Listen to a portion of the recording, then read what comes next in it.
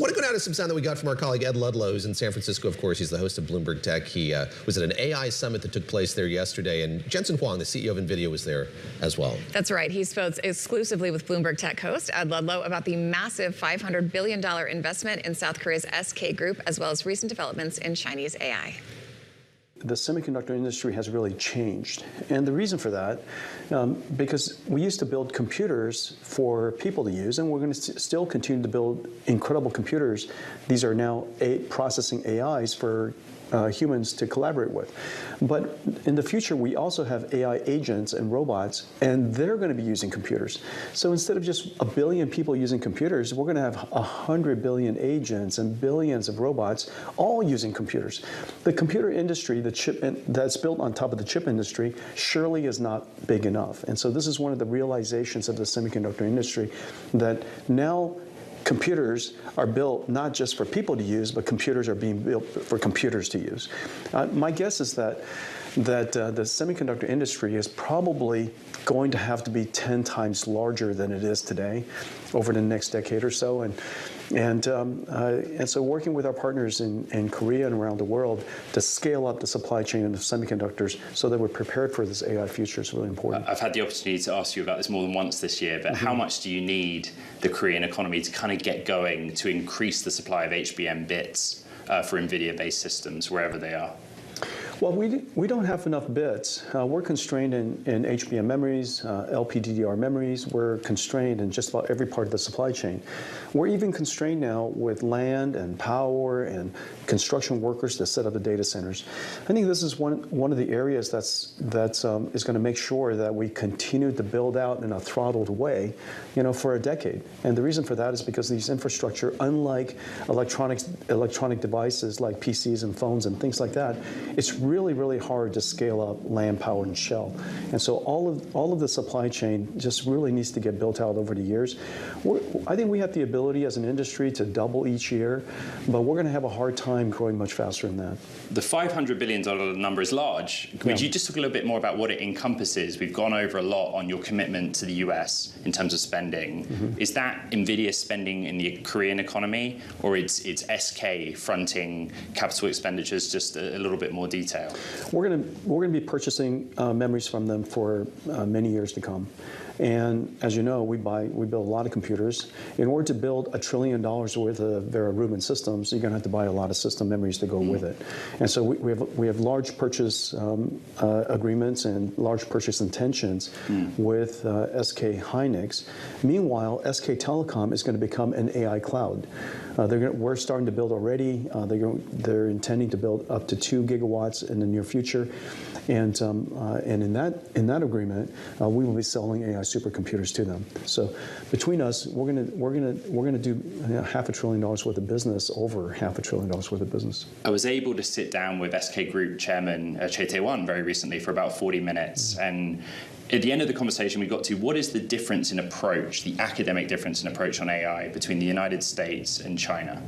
And his view on it was that China is very focused on lowering the dollar per token. In America, we're still focused on the quality of tokens.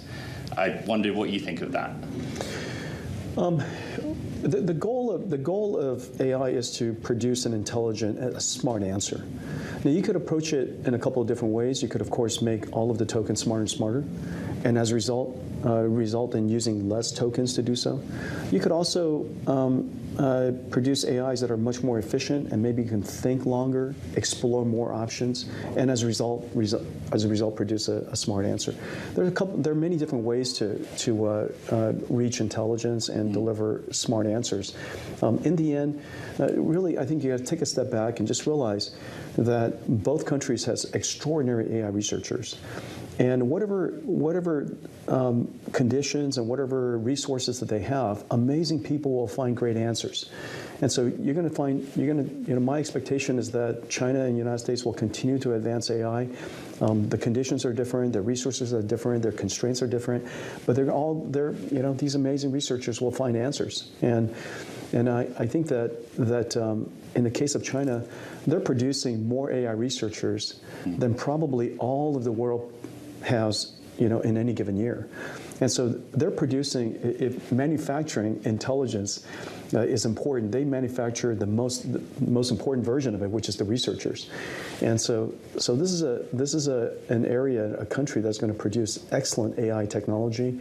We ought to continue to learn from them, work with them. As you know, you're here in Silicon Valley, right here in San Francisco.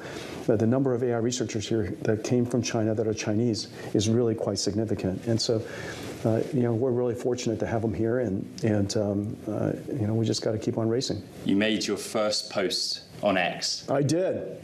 And you did so by sharing a letter signed by many of your peers, American companies, to talk about the importance of open models to America, to the industry, to the development of AI. And in the letter, it's pretty well explained, your rationale. But what was the catalyst for now? Why did you and Satya Nadella and others need to do that in this moment? Well, we sense that there's a growing sentiment and the wrong sentiment for open models. It's really important to realize that open models is essential for safety. Open models is essential for security, for cybersecurity. Open models are essential for innovation. It's necessary for startups. It's necessary for sovereignty, company sovereignty. I see a future where the world uses tons of closed models. And I encourage everybody, including my company, to use OpenAI and Claude and Cursor and Cognition and Perplexity. Use everything that you can because it's out of the cloud, because it's just easier.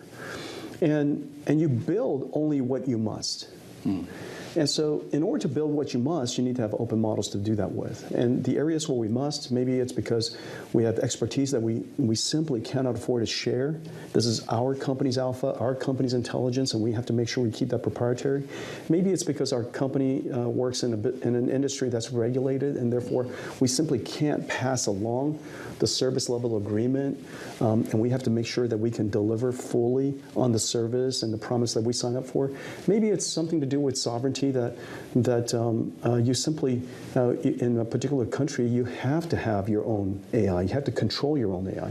Whatever those reasons are, it could be cost reasons, but I think that largely I would recommend people build their own AIs, especially when they need to control it for whatever reason. And so I think the future is going to have lots and lots of use of AI that's closed and AI that's open, that you can there build your own AI.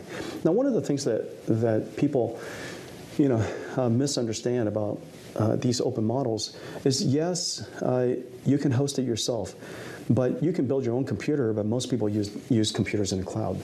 Frankly, I think closed models are cheaper. If you don't have to build it yourself, if you don't have to train it yourself, it costs a lot of expertise to fine-tune and maintain and guardrail and keep it safe and evaluate it, and then, of course, even build computers to host it. So there's nothing cheap about doing that. The reason why you need open models is because you need to have control, because you need to adapt something for your own very specialized use cases. And so I think there's a lot of misunderstanding about closed versus open. We felt that it was important for people to understand that there's a world for both. Open-weighted versus open source as well. There is a distinction.